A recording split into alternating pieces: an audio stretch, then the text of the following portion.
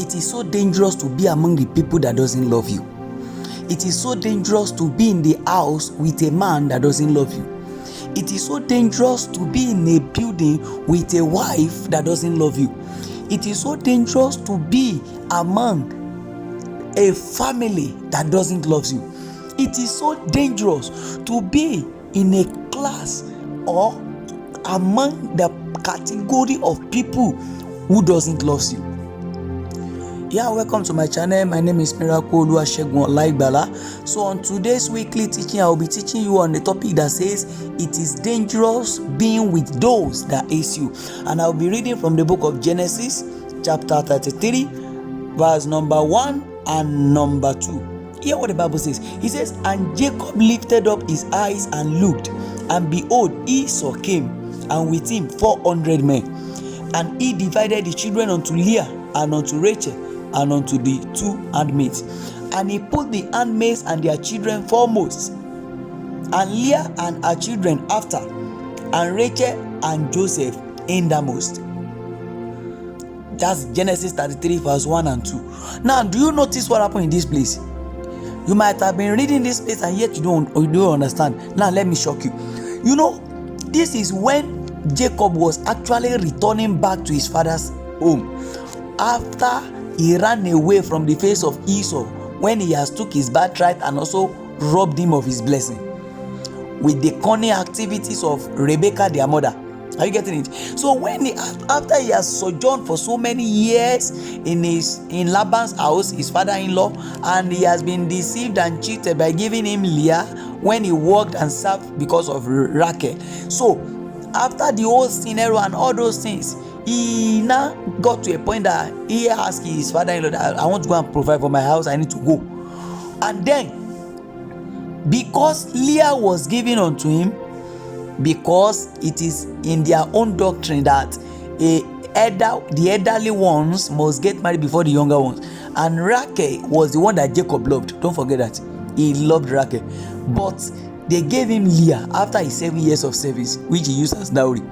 So he doesn't love Leah. Even the Bible confirms that. Now look at what happened here now. When it was time for him to go back to Esau, he thought in his mind that Esau will be angry with him and we decided to kill him and his family. So what he did? He now said and remember, when Leah was getting married, his father gave her a maid, a female maid, and the same thing to Rachel, making 4 maids. When Rachel did not give birth and Leah was giving birth, Rachel took her maid and gave to Jacob. Jacob met with her and she gave birth to I think 2 sons. Now when Leah saw that, he also gave Jacob her own maid too. So automatically 4 women gave birth to children for Jacob. Are you getting that? So now when that happened, when it was not time for him to go back, look at what he did here. Look at that verse 2. Genesis 33 verse 2. He says, and he put the handmaids and their children foremost, and one more door, the handmaids and their children, he put them forward.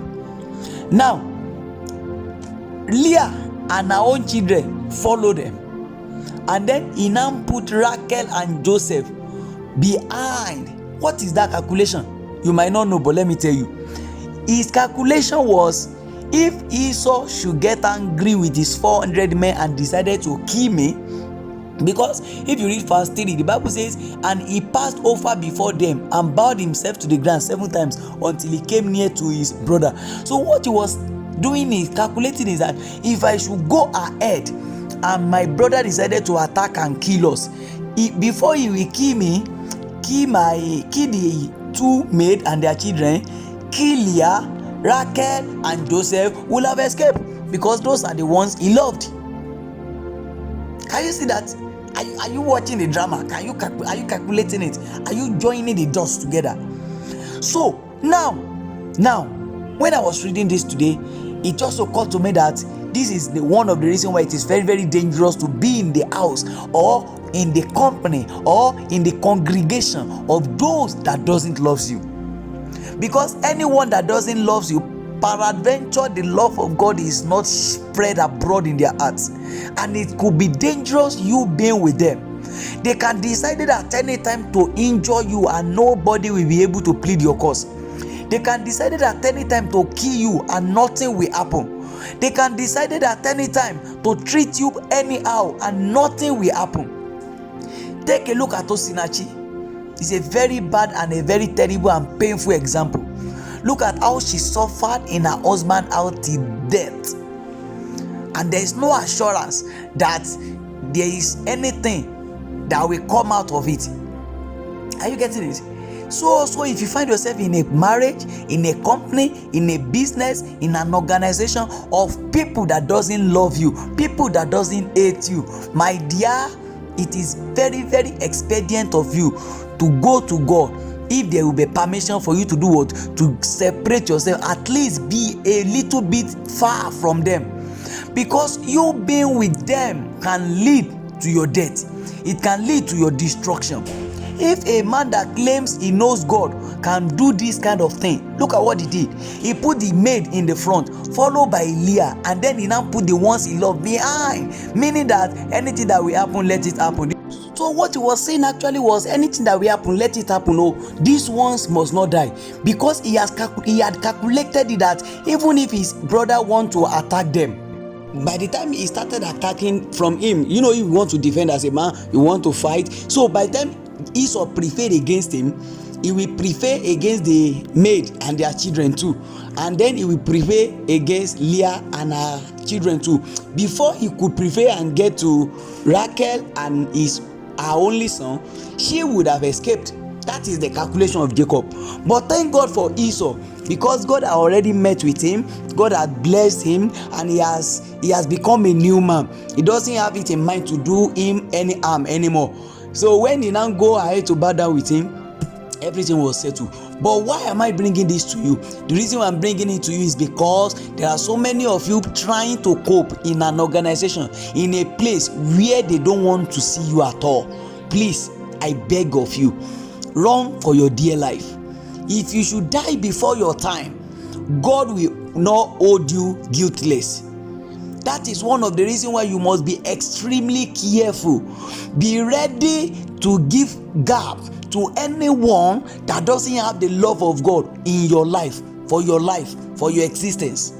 No matter who they are, no matter how important you felt they are, it is dangerous to be with those that doesn't love you.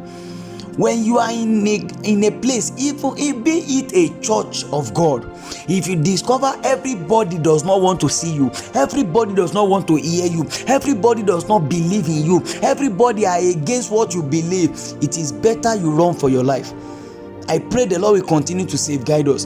But it is very expedient of every one of us to understand the environment we find ourselves and try all our possible best to do what? To be safe.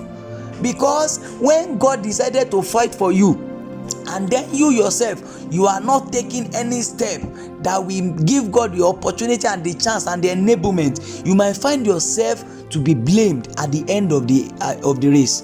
So I'm begging you in the name of God, if you discover there is a contention between you and your husband, between you and your wife, between you and your boss, between you and your family, and the house is becoming a terror, please reach out for help.